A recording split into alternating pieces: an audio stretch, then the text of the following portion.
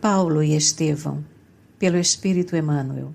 Psicografia Francisco Cândido Xavier. Segunda parte.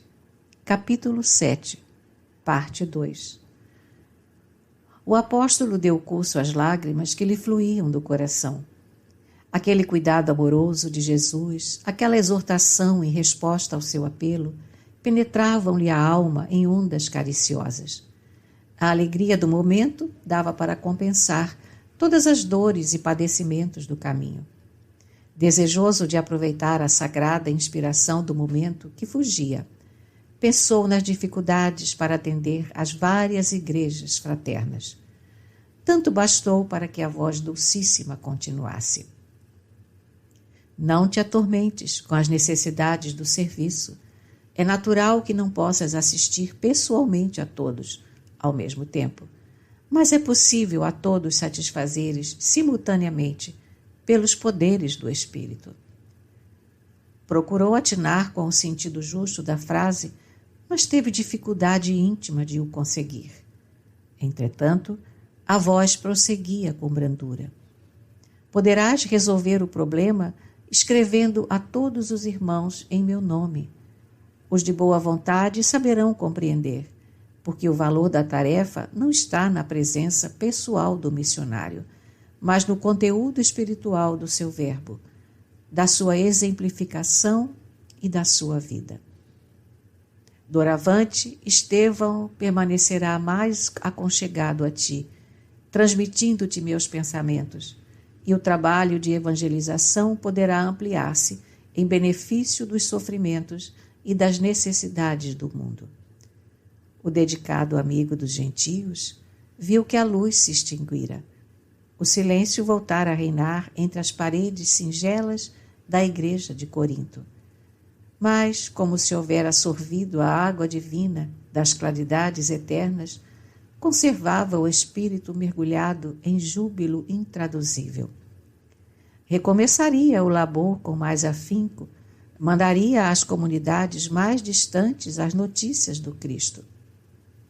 De fato, logo no dia seguinte, chegaram portadores de Tessalônica com notícias desagradabilíssimas. Os judeus haviam conseguido despertar na igreja novas e estranhas dúvidas e contendas. Timóteo corroborava com observações pessoais. Reclamavam a presença do apóstolo com urgência, mas este deliberou pôr em prática o alvitre do mestre.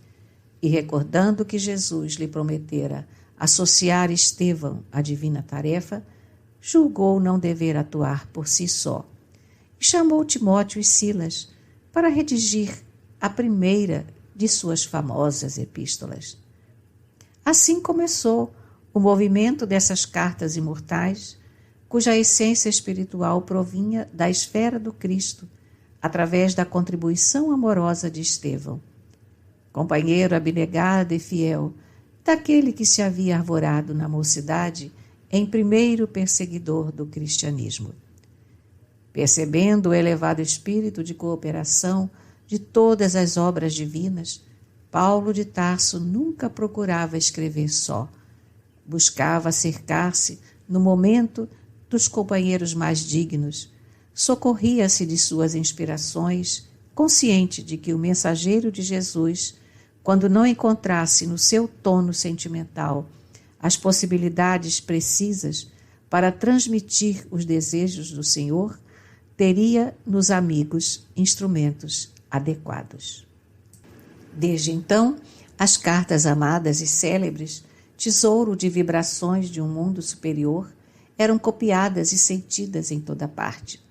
E Paulo continuou a escrever sempre, ignorando, contudo, que aqueles documentos sublimes, escritos muitas vezes em hora de angústias extremas, não se destinavam a uma igreja particular, mas à cristandade universal. As epístolas lograram êxito rápido. Os irmãos as disputavam nos rincões mais humildes por seu conteúdo de consolações.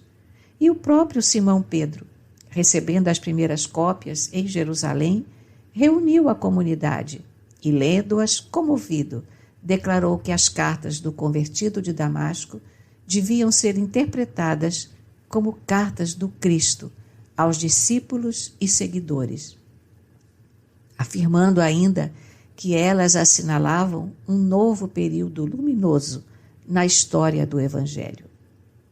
Altamente confortado, o ex-doutor da lei procurou enriquecer a igreja de Corinto de todas as experiências que trazia da instituição antioquense. Os cristãos da cidade viviam num oceano de júbilos indefiníveis. A igreja possuía seu departamento de assistência aos que necessitavam de pão, de vestuário, de remédios. Venerandas velhinhas revezavam-se na tarefa santa de atender aos mais desfavorecidos. Diariamente, à noite, havia reuniões para comentar uma passagem da vida do Cristo. Em seguida, a pregação central e ao movimento das manifestações de cada um, todos entravam em silêncio, a fim de ponderar o que recebiam do céu através do profetismo. Os não habituados ao dom das profecias possuíam faculdades curadoras, que eram aproveitadas a favor dos enfermos em uma sala próxima. O mediunismo evangelizado dos tempos modernos é o mesmo profetismo das igrejas apostólicas. Como acontecia por vezes em Antioquia, surgiam também ali pequeninas discussões em torno de pontos mais difíceis de interpretação que Paulo se apressava a acalmar, sem prejuízo da fraternidade edificadora. Ao fim dos trabalhos de cada noite, uma prece carinhosa e sincera assinalava o instante de repouso. A instituição progredia a olhos vistos. Aliando-se à generosidade de Tito Justo, outros romanos de fortuna aproximaram-se do Evangelho, enriquecendo a organização de possibilidades novas. Os israelitas pobres encontravam na igreja um lar generoso, onde Deus se lhes manifestava em demonstrações de bondade, ao contrário das sinagogas, em cujo recinto, em vez de pão para a fome voraz, de bálsamo para as chagas do corpo e da alma, encontravam apenas a rispidez de preceitos tirânicos nos lábios de sacerdotes sem piedade. Irritados com o êxito inexcedível do empreendimento de Paulo de Tarso, que se demorava na cidade já por 1 ano e 6 meses, tendo fundado um verdadeiro e perfeito abrigo para os filhos do Calvário, os judeus de Corinto tramaram um movimento terrível de perseguição ao apóstolo. A sinagoga esvaziava-se. Era necessário extinguir a causa do seu desprestígio social. O ex-rabino de Jerusalém pagaria muito caro a audácia da propaganda do Messias Nazareno em detrimento de Moisés. Era procônsul da Acaia, com residência em Corinto, um romano generoso e ilustre, que costumava agir sempre de acordo com a justiça em sua vida pública. Irmão de Sêneca, Júnio Gálio era um homem de grande bondade e fina educação. O processo iniciado contra o ex-rabino foi às suas mãos sem que Paulo tivesse a mínima notícia, e era tão grande a bagagem de acusações levantadas pelos israelitas que o administrador foi compelido a determinar a prisão do apóstolo para o inquérito inicial. A sinagoga pediu, com particular empenho, que lhe fosse delegada a tarefa de conduzir o acusado ao tribunal.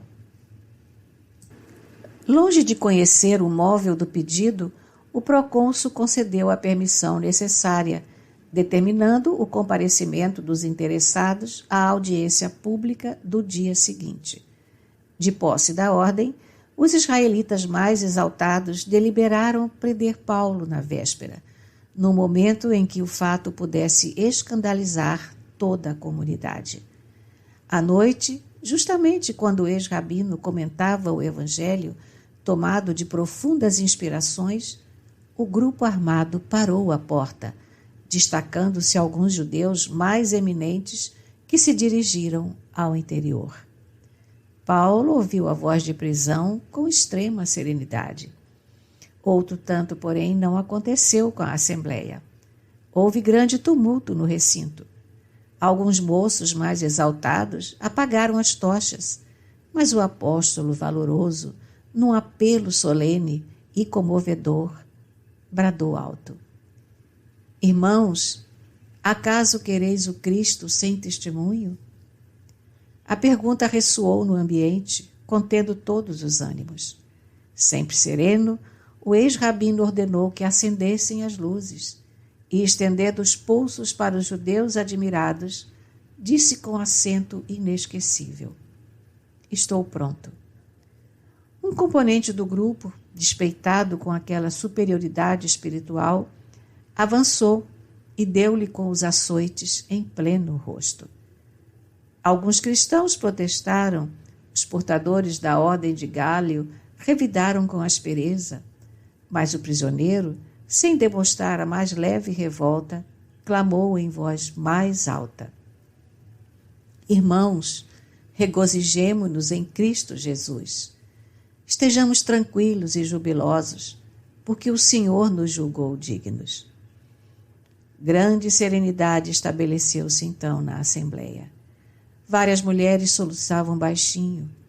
Áquila e a esposa dirigiram ao apóstolo um inovidável olhar, e a pequena caravana demandou o cárcere na sombra da noite.